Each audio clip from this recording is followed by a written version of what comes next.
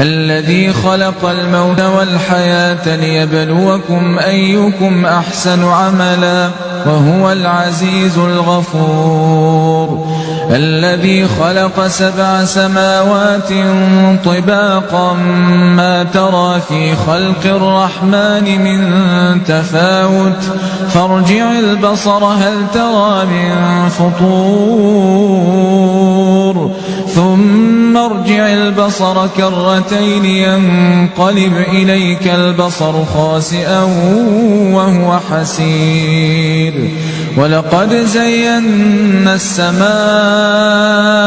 الدنيا بمصابيح وجعلناها رجوما للشياطين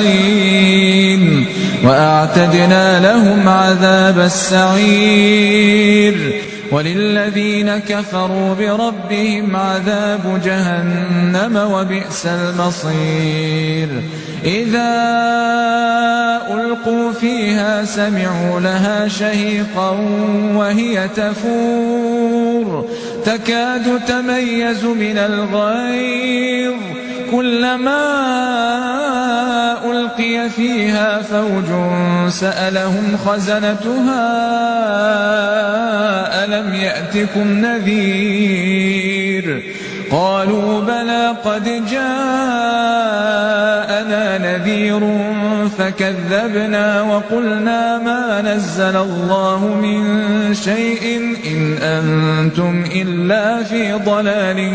كبير